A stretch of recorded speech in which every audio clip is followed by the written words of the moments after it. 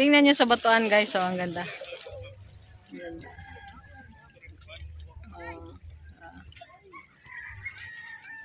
Sayang hindi natin makikita yung paglubog ng araw kasi natatakpan po ng ulap. So ayan. Umupo muna ako kasi medyo na pawisan ako ng konti. Parang sa ilang buwan ko pong paglalakad, para ngayon lang po ako nakakaramdam na pinapawisan po ako. So thanks God. At may alibyo po ang aking pagpapahinga na talagang sinusulit natin na kung ako'y magpapagaling ay magpapagaling po ako na hindi po muna ako mag-work para ma-relax po ang aking katawan. So ngayon po nakakaramdam na po ako ng pawis. So yan, pawis na po ako guys. So sa hindi pa po nakakaalam ay kaya nga po pala ako nagbabakasyon dahil po ay mataas po ang aking creatinine, kaya hindi po pwede na pabayaan ko po dahil ito ay nasa stage 2 mahigit na po. Kaya kailangan ko po talaga pahinga.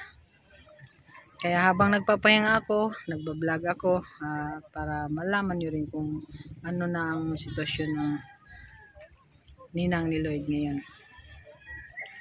So nandito nga po pala ako sa Nasipit sa ngayon.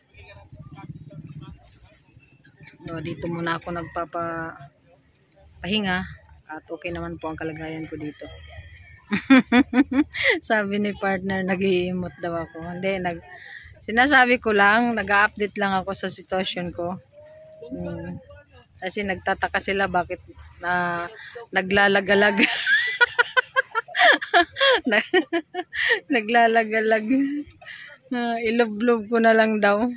Ayan, bukas po ng madaling araw, dito po kami pupunta. Nung isang araw po, doon po kami sa dulo. Doon banda. Habang kamay ko. Doon kami nung isang araw guys, doon kami. So hindi po kami nagdala ng camera dahil para sa safety na rin po, dahil obligado po na isang oras mahigit or 2 oras hindi po kami umahon. Nandun na po nakalublob sa dagat. At sa awa ng Diyos, parang iba po ang pakiramdam ko. Yung nung nasa San Jose del Monte po ako, hindi naman sa pag-ano na syempre nasa loob ka lang ng tahian, medyo tinatamad ka pag lumalabas. Pero ibang iba po pala pag yung malawak ang pananaw mo, tapos nakalublob ka pa sa dagat. Parang may alibyo po yung ginagawa ko. Yung dati, 'di ba? Konting lakad lang napapagod ako, na hinihingal ako. Hindi ako pwedeng magbitbit. Masakit yung panga ko. Ito yung panga ko, ito ang tinitira sa akin Masakit po ang panga, tapos tatakbo na po dito sa balikat ko. Tapos mangangalay na yung pako, parang hindi na ako makakalakad. So hindi ko alam, mataas na pala yung creatinine ko noon. Kaya saka ko palang nalaman nung hindi ko na talaga makayanan, na nagpapadala na talaga ko sa doktor dahil hirap na akong huminga. Taas po lahat sa akin.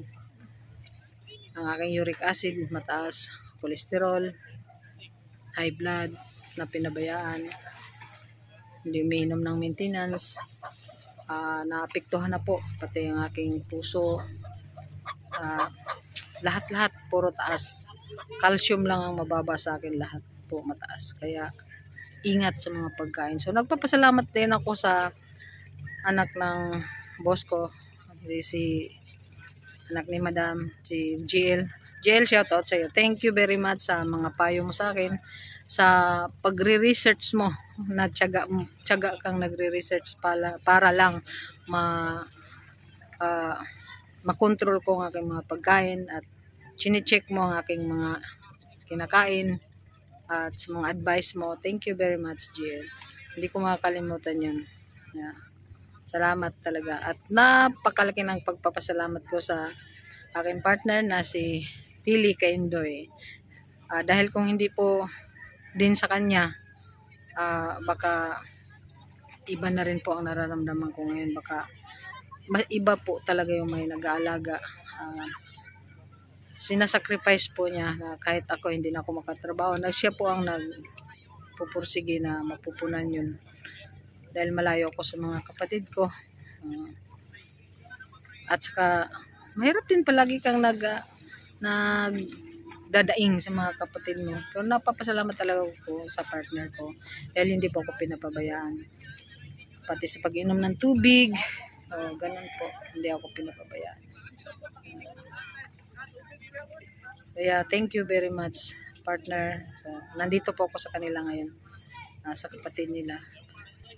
Dahil Ne, ne. Ne, dali dito. Kapoy daw. Sobrang lakad mula pa kanina umaga. Punta kaming palengke, lakad lang. Lakad. Tapos umakyat kami ng bundok, lakad. Pero lakad. Puro na lang lakad kasi bawal ang tumakbo. Sa mataas po ang creatinine, bawal po ang tumakbo, bawal mag-jogging, bawal magpapahilot kasi nabubugbog yung mga muscle. Na i-irritate po ang ating kidney. Kaya sinusunod ko lang po ang mga payo talaga ng mga doktor para gusto ko po kasi talagang gumaling. Ayaw ko pong umabot sa mataas na level. Kaya tinitiis ko po kahit matabang na yung mga pagkain ko, tinitiis ko po kasi kailangan na hindi pwedeng maalat yung mga masasarap na pagkain. Iwas-iwasan muna natin yung puro matabang na lang muna at bawal ang bitchin, bawal ang magic sarap, bawal ang toyo. Daming bawal, kaya tiisin na lang talaga ako para gumaling lang talaga ako. Tiisin ko po yan. Guys, nakaupo ako ngayon kasi pahinga muna. Ayan. Pero maraming naliligo dun sa dulo, guys. Dun sa dulo. Dami naliligo. Si partner nandun nakaupo sa gilid. Ne, kaway ka ne.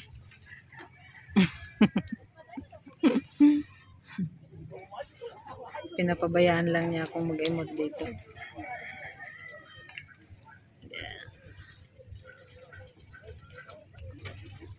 So, shout out po sa mga nakasupport sa aking YouTube channel. Sana po maging tuloy-tuloy na po ito.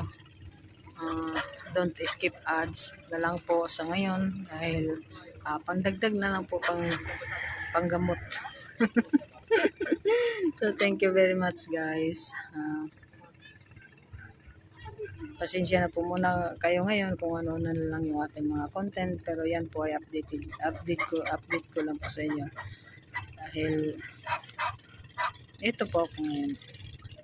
So sa lahat ng mga friend ko, shout out po sa inyo lahat. Hindi ko na precisehin kasi marami, baka maubusan tayo ng oras. Magsasawa na kayo. So thank you, guys. Thank you very much. Bye-bye. I love you, guys.